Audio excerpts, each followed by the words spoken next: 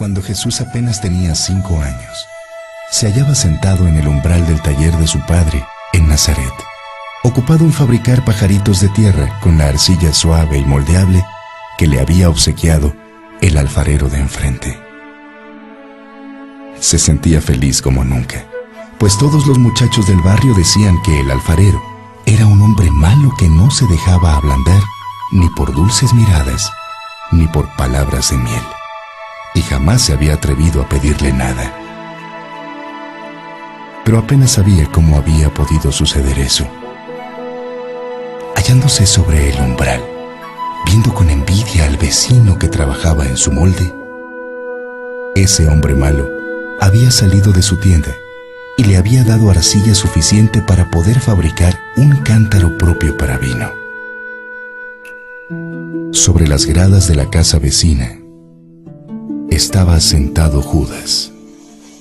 Era feo. Tenía los cabellos rojos y la cara cubierta de arañazos y moretones, ganados en sus perpetuas batallas, sostenidas con todos los pilluelos de la calle.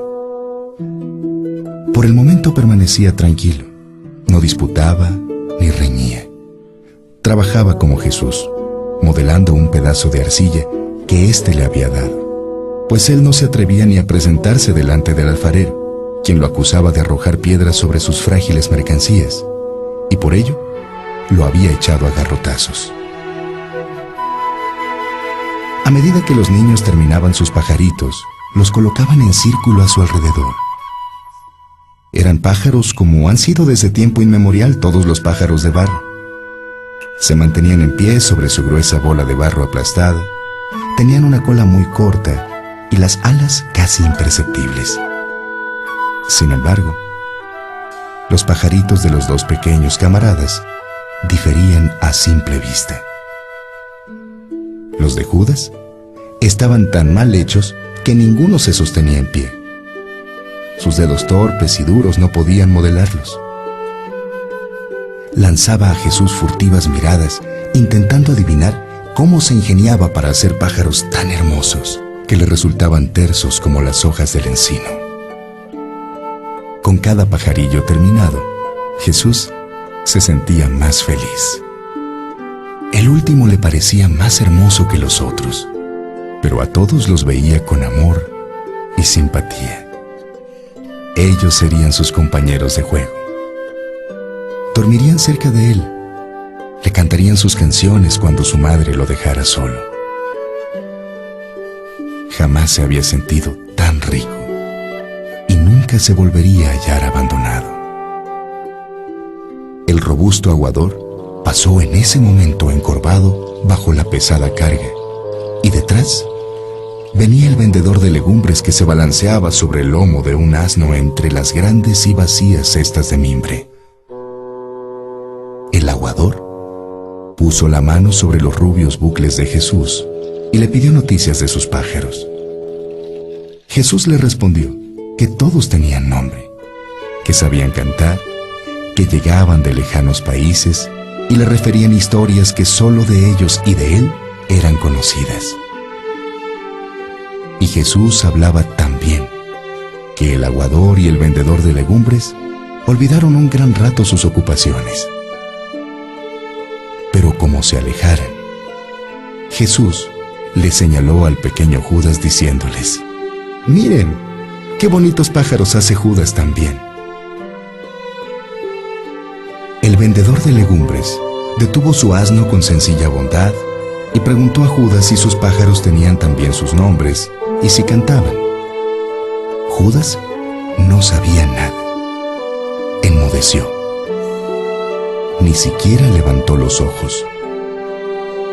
Irritado, el vendedor de legumbres dio un puntapié a uno de los pájaros y prosiguió su camino.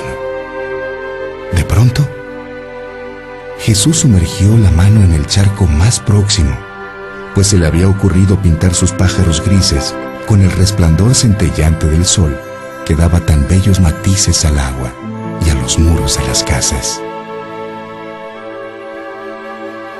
El sol se prestó graciosamente a su juego y se dejó tomar como el color de la paleta del pintor.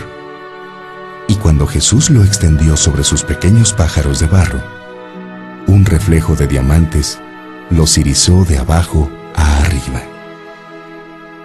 Judas, que de cuando en cuando observaba y contaba los pájaros de Jesús, lanzó un grito de admiración al verlo pintar con el sol de los charcos de lodo, y se apresuró también a meter las manos en la brillante agua. Pero el sol se le deslizaba entre los dedos. Por rápido que fuese el movimiento de sus pequeñas manos, ellas no retenían nada del maravilloso colorido. «¡Hey, espera, Judas! Voy a pintarte tus pájaros», dijo Jesús. «No, no quiero que los toques. Están bien como están». Y se levantó frunciendo las cejas y mordiéndose los labios, y puso su ancho piececillo sobre los pájaros, convirtiéndolos, uno después de otro, en pedazos prensados de barro. Cuando destruyó todos sus pájaros, se aproximó a Jesús, cuyos pajarillos de barro brillaban como piedras preciosas bajo las caricias del niño. Los miró un instante en silencio. Después levantó el pie y lo dejó caer sobre uno de ellos. Cuando el pájaro no era más que un pedazo de tierra gris, Judas experimentó tal satisfacción que se echó a reír y levantó otra vez el pie para aplastar otro más. «¡Judas!», gritó Jesús, «¿qué haces? ¿No sabes que ellos viven y cantan?».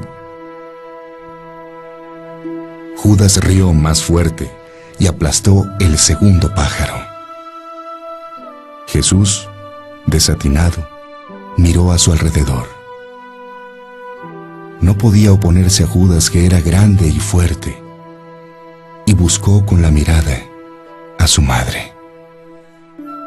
Esta no se hallaba lejos, pero antes de que hubiera podido llegar, todos los pájaros serían aplastados.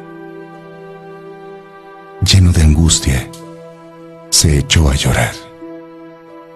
Judas había ya destruido 4 y no quedaban más que 3.